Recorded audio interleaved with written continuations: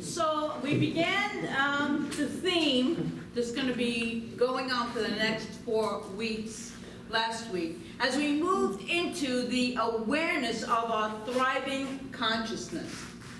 So as we do that, let us keep our intuitive guidance open and birth into our lives the idea, the possibility, and finally, the experience of being in the atmosphere of richly and fully thriving in every area of our lives. Because this is all about surviving, striving, and thriving. And today we're going to move into that thriving strategy. Each Sunday this month, we will build on the previous weeks. And we move a step at a time toward thriving. And I'm not going to review everything we went through last week because it was a whole lot. But the definition of thriving is expanded on a bit from last week. So we're building each week so that we can enjoy that thriving consciousness. First, we had a quote by John Randolph Price. And this is from the Jesus Code, his book. And hear what he wrote. He said, God expresses itself as me, and I eternally live in God, with God as the Spirit of God. The fullness of the Godhead dwells in me and expresses through me as every good thing and perfect thing. I am a channel for positive change in this world. I recognize my value as an individual being living on this earth at this time as the very worthiness of God. I am a part of the grand plan of continuing creation. And my contribution, each one of us, my contribution to this world is to be a vital, important aspect in the divine scheme of things. This is still John Randolph Price. Poised, powerful, and peaceful. I do my part with love and joy. Everything I do is meaningful and worthwhile. I am free because I know who I am. And this is so important at all times, all times. There's never a time it's not important, but right now, on our planet, it is vital that we do not leave God out of it, out of anything. God does not choose for these things to happen. We were born with that free will to create. That is our choice. We were given choice. That was the gift from, or the curse, if you will, can be either, from the divine.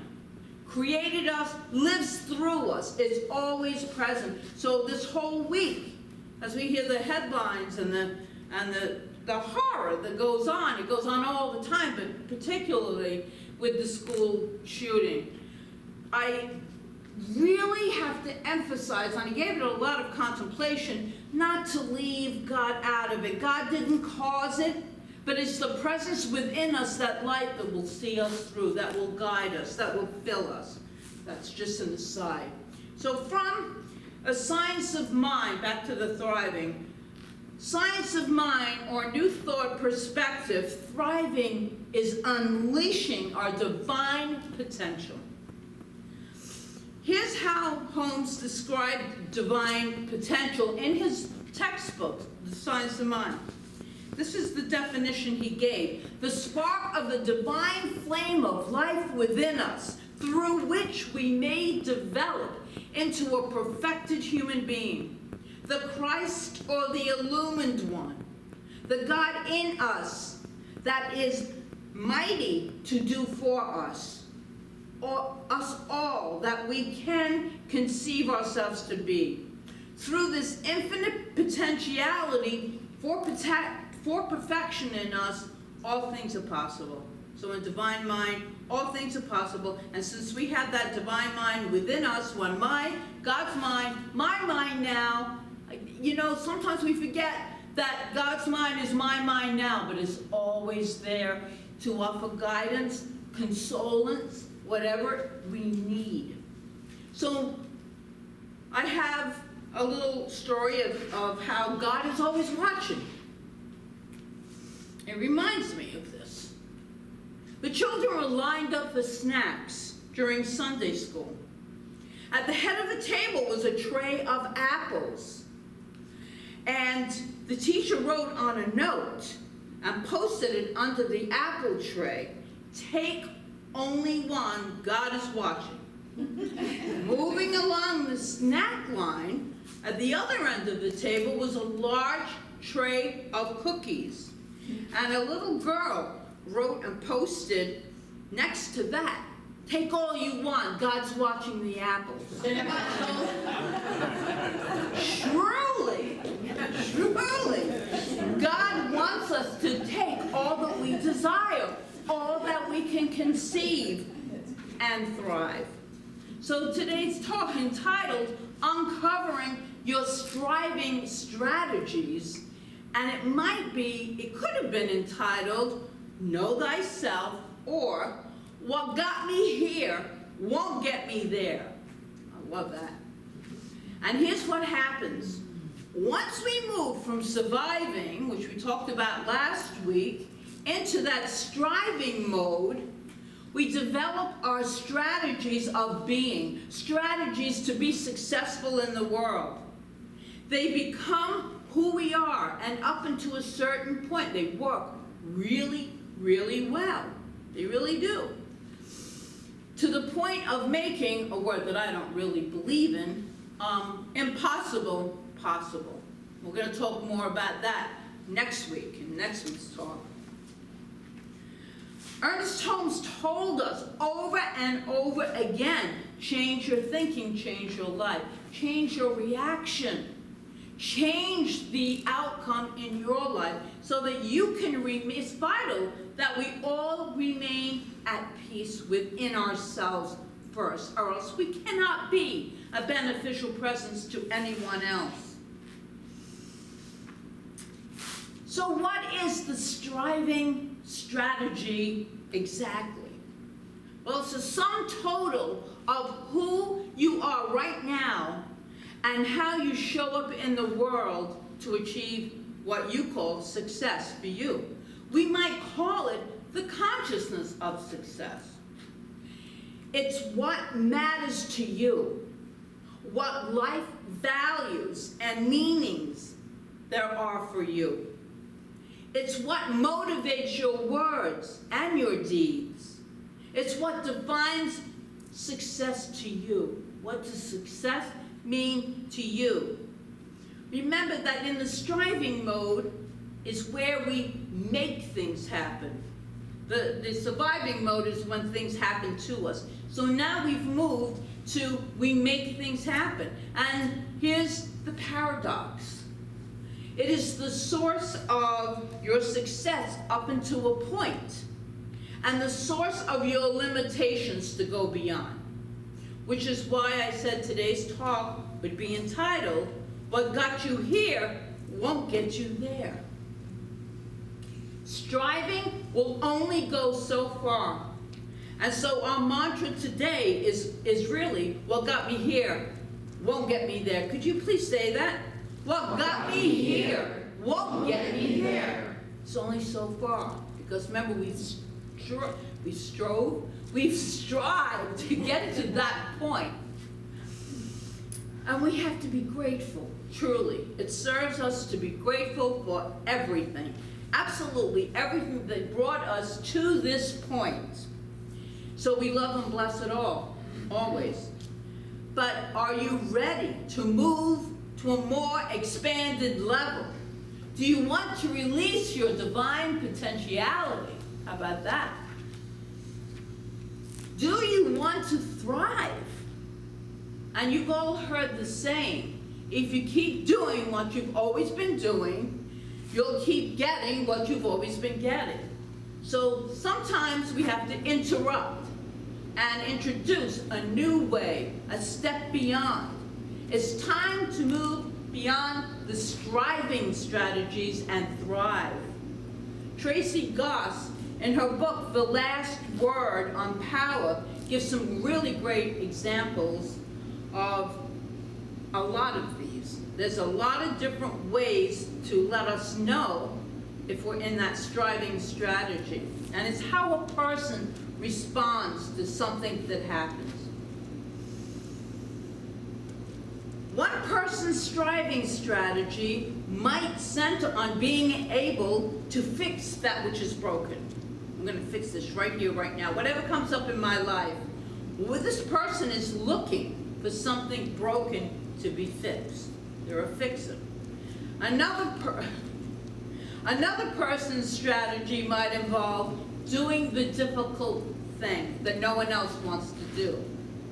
So this person is always ready to take on the dirty job, the one that's ready to get dirt under their fingernails and move, literally or figuratively, and really make things happen that way.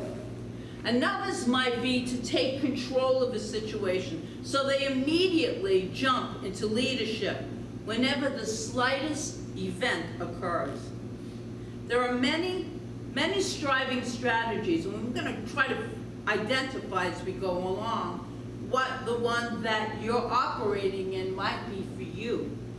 The particulars of each person's own strategy are unique, but there's always the way that you or any individual have learned to deal with life, how to win, in parentheses, and get what you want. As long as your strategy is your ground of being, it will never occur to you to take any action beyond it. So we reach a certain point in our lives, and we are not going to step our toe out of that boundary right there. That's where we're comfortable. We're not going to we don't need to, right? But we're always striving. Striving feels exhausting anyway. When you reach that level, you absolutely stuck. You think this is as good as it gets. In fact, when other people might suggest actions that could take you further in your life and what you really desire, you freeze or you don't hear them, you don't listen. And this leads to a preordained failure within ourselves that we don't even hear what they're saying. For example, I'll give you an example. Let's say that you've been the one who has been very, very successful at making things happen by doing the right thing. That's your strategy. You live in integrity, nothing wrong with this. Been successful at getting things done and to turn out your way. That's all good. It's all good.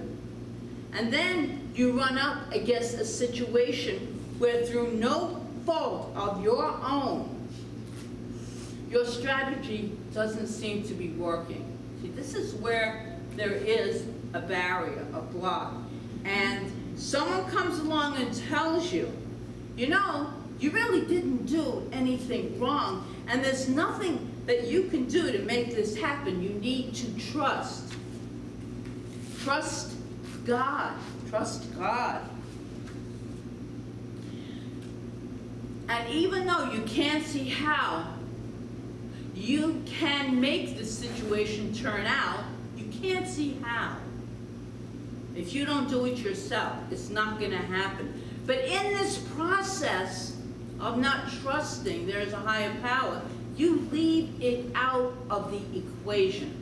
And when you leave God out of the equation, we all know, we've been there, I've been there, it's so much harder to just make things work with just our will and force things. It can happen, but it's so much easier when we truly let go and let God. If your striving strategy is to make things happen by doing the right thing, you may not even be able to hear the idea of trust. Trust in what? And if you do hear it, you may deem it as unrealistic and continue to ask, well, what am I going to do? Well, tell you, pray, bring God into this, but what am I going to do? They haven't even digested the fact that we can do so much more when we bring this divine intelligence into each and every situation. Because when we're striving, there's no room for God.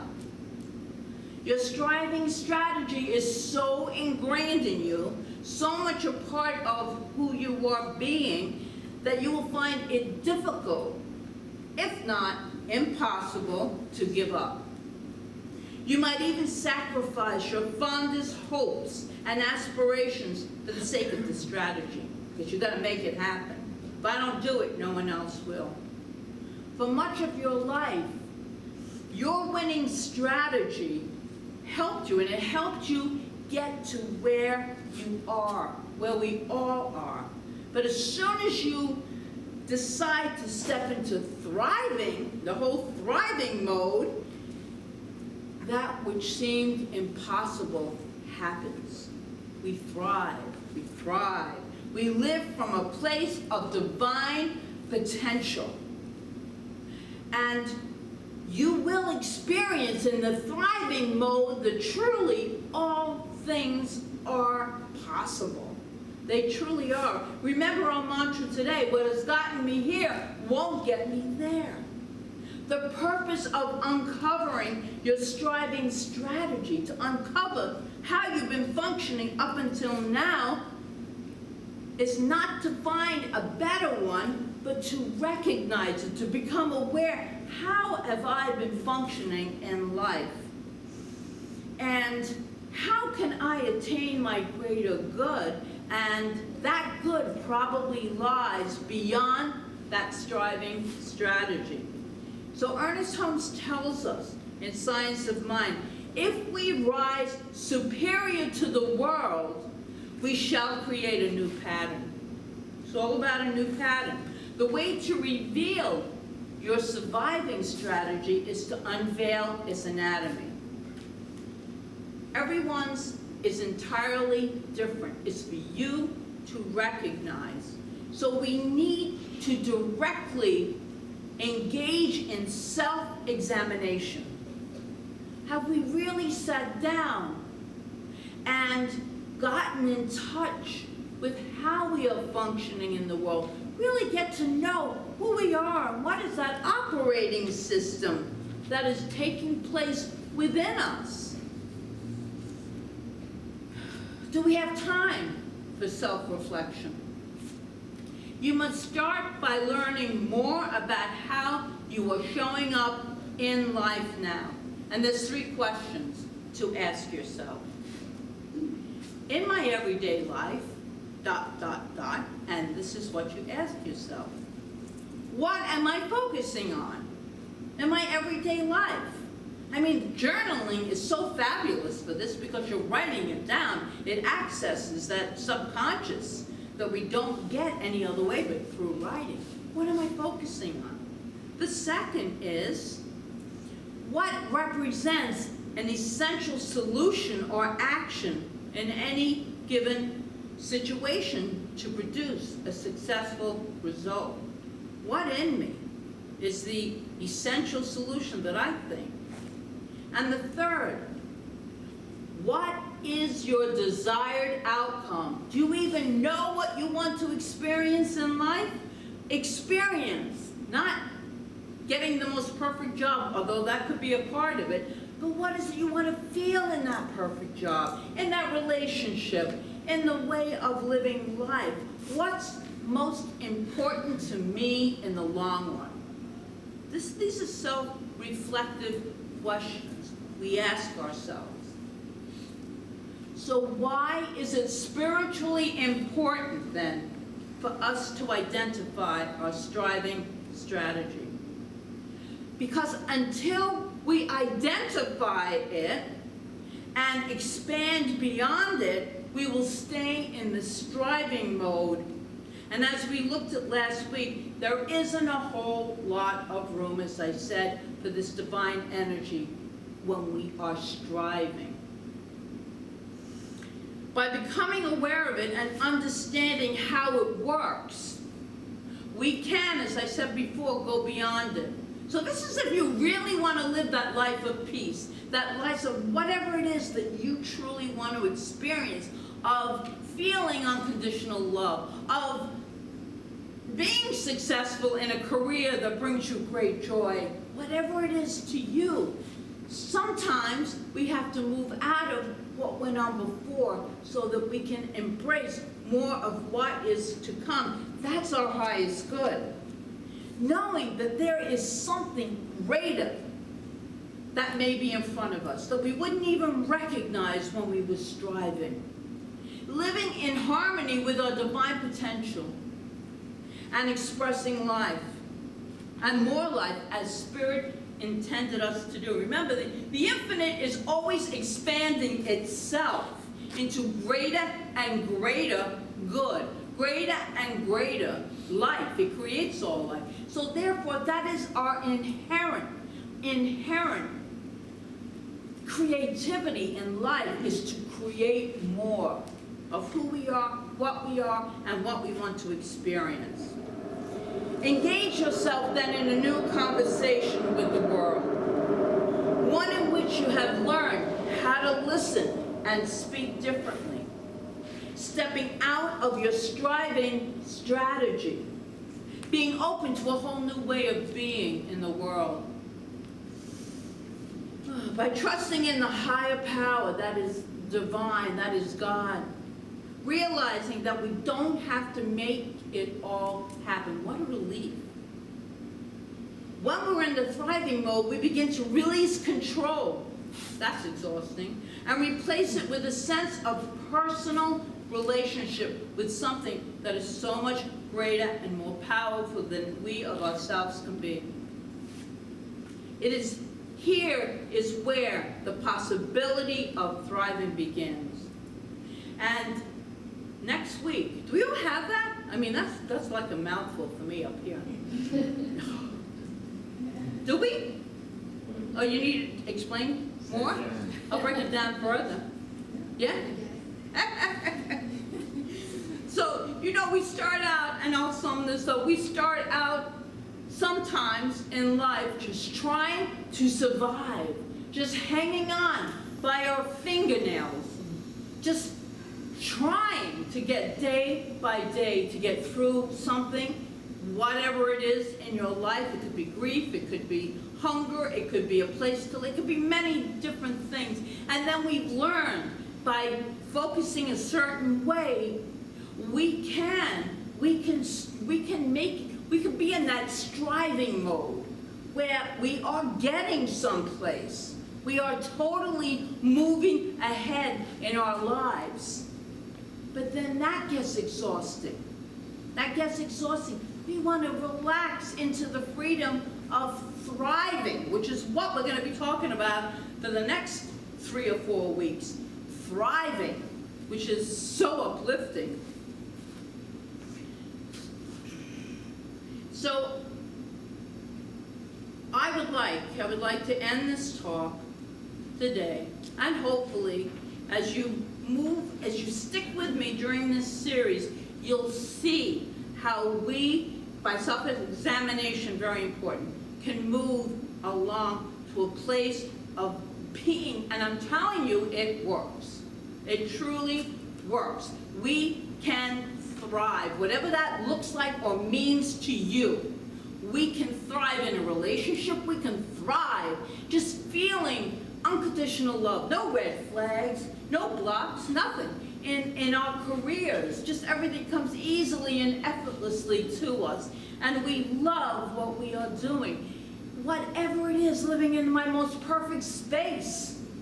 You'll meet a person, it'll manifest, and you'll go, thank you, God. And you start really thriving. So I want to finish this, because I could just keep going on, and I don't want to do that. To learn, Ernest Holmes writes this, okay, in The Thing Called You, one of my favorite books. Yes. Learn how to think abundantly. Think of the vastness of everything, the limitlessness of space, the numberless grains of sand on the seashore, and how abundant and lavish nature truly is. Learn to see abundance, he says, in everything, to multiply the good you already possess. Be consciously one with the law of abundance, expectancy, and that will speed your progress. So let us today, take a breath. Yeah, I do. To move into the state of expectancy. Expect only good in your life. Expect incredible, limitless opportunities. Expect whatever it is that you desire in your life has already there. Expect this lavish abundance of spirit that is present and waiting. It's waiting to be acknowledged through each and every one of us, to be recognized by us. And as soon as we do that and allow the universal laws of God to respond, that is the beginning of true thriving. I'm going to bring this to an end now by saying, and so it is. So it is.